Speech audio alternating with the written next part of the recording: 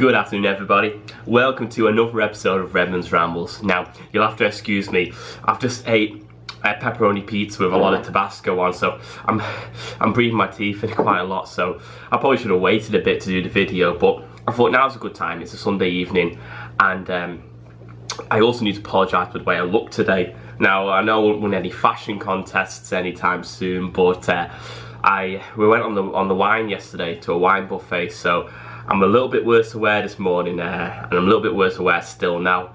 Managed to work out just then, and had a bite of pizza, obviously, so I'm just about getting over my little hangover. I've drank way too much. So, with that being said, my drink today is actually the big man himself, Pocari Sweat. It's great for hangovers. So today in this episode, I want to really talk about my friends and my friendship I have in Korea, and the people I've met and the people that will be friends for me for life.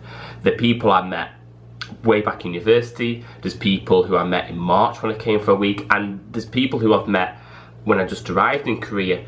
So the first original reason why I was actually in Korea is because one of my friends from university actually lives here, teaching English, doing the same thing. So when I came in March, I came and I met his friends. So obviously it was natural for me to become friends with them because I got on with them all. A lot have left now for other places, but I became friends with them. Facebook had them, got their information, cell phone number. So I was really starting to network there and then really for having these friends. Now I still talk to them friends, and I'm still like meeting the friends from like Guri, which is like east of Seoul. I've got friends south of Seoul, north of Seoul. I mean, you name it, I've got friends in different directions. Now, I think friendship is a great thing, and it's a great thing that should be privileged. Everyone knows that. It goes without me being philosophical and saying it. But when you come to Korea, you don't realise how much friendship means to you. Now, I have a lot of friends back home in Manchester who I do miss going out for a pint with. I do miss generally knocking around with them. You appreciate your friends more now that you're here, where it's not as easy just to phone someone up and go for a drink with them, especially people that you've been friends with since, I don't know, primary school, since you were 5, 6, 7 years of age. The friends I've got here, though, I do feel that we've got very close very quickly because we're all in the same situation. We all have family at home we miss. We've all got friends at home that we miss. I mean, sometimes we miss home, and especially during the Christmas season, and I know it's just finished now, but it was hard. It was a little bit hard for me. I felt a little bit homesick. So it was nice to have friends there to go for a few beers with, to just knock around and generally enjoy your free time with. Now, I'll tell you about the many groups of friends I've got and how I've met them and what's the best way to do it. Now, I've got friends in Gangnam who actually work for the same company I work for, and it was a great, it was a mad coming together because it was the first week I got to Korea. My school sent me on an orientation down in really southern Seoul, like an hour and a half away from Sangmun. It was one end of Seoul to the other. So smart guy over here decides to go on the beer the night before, and Itaewon come in the early hours of the morning, and I was up at 7 AM to go, so I was a little bit hungover. I was still smelling of alcohol, and I went down there for the orientation, and I saw these 3 people outside drinking like 8 o'clock in the morning, and I was like, what are they doing? Like, what? It's 8 o'clock in the morning drinking soju outside a convenience store, and I was like, what is that about? So I remember we got into the classroom for the orientation, and they come in and sit in front of us. And me being a little hungover, I was like, oh, did you enjoy your drink, lads? I was like, oh, what? Oh, we saw you drinking out there. So like, it was a bit funny, we were talking to each other. And then when the orientation ended, we went out we were walking around at the town. I can't say I think it's Pyongyang, but I can't pronounce it. I probably should have done my information, so I do apologise where it was. And it's more like an office town. It's a ghost town on the weekends, but very busy midweek. So we found a GS25 and we got on the beer. And it was my boys called Ian and Tony and I had one of my teachers from Sang Moon with me as well, so it was pretty cool, like coming together with everyone. We started chewing the fat, talking. I went back to Gangnam with them and we went and have a few more drinks, and we just got on like that. We were already pre-arranging to go out for drinks, go out and do this, go out and do that, and that was the first day we met, like hours into meeting each other. So it was a really quick coming together of friendship, but they're really good friends with me. And we picked up another guy called Levi who goes to their ECC as well, who they study with, and they're really nice guys, and I really appreciate the company and going out with them and enjoying the beers. But yeah, I've got my ECC friends from Gangnam, and I've also got my friends in Sang Moon, my co-teachers who I'm actually good friends with. They're who we were out yesterday with the wine buffet, and I hope I didn't say anything too bad, because I was very intoxicated last night. It was all you can drink wine. It was a wine buffet. Of course I'm going to abuse it. So it goes without saying. So I had my friends that I met at orientation. I had my friends who I have in school. I had my friend obviously here who I've known since 2012. I've known him for 6 years now. So him and his girlfriend I'm very close friends with. And even his friends, like a lot of people who are in Guri who he's become friends with, I've become good friends with, as I've mentioned earlier. Like there's a guy called Danny Boy, and he's really into his football. So me and him will always chew the fat, have a few beers, talk about United, talk about all these obscure, I mean, the conversations we have about football and any sport is really entertaining. He's a very interesting person to speak to. And we've got friends like Leo, who loves travelling. He loves like seeing all the areas of the world.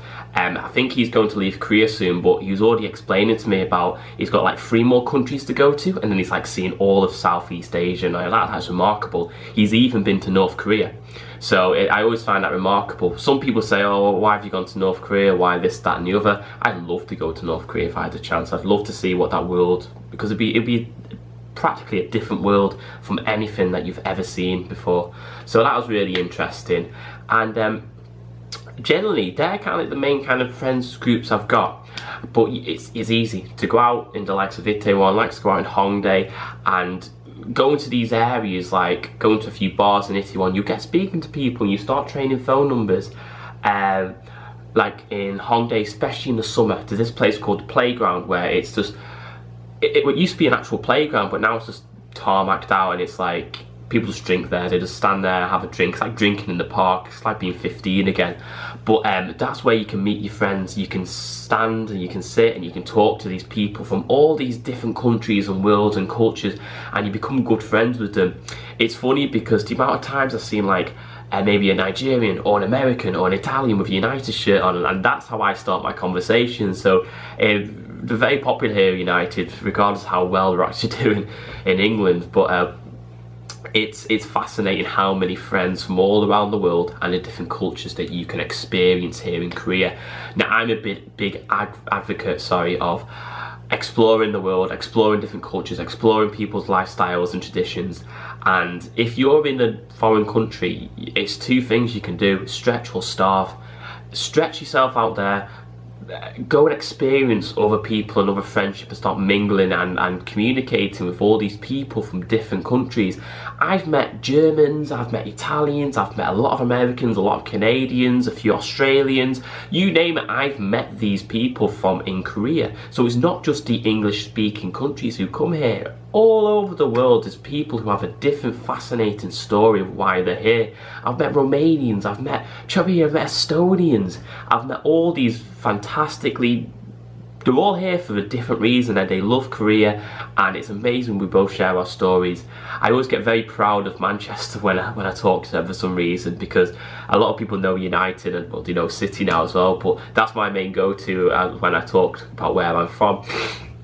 But I think advice for yourself, if you are thinking of coming to Korea, is definitely go and look for friends. Get your friends, get it suited, get your friendship group sorted.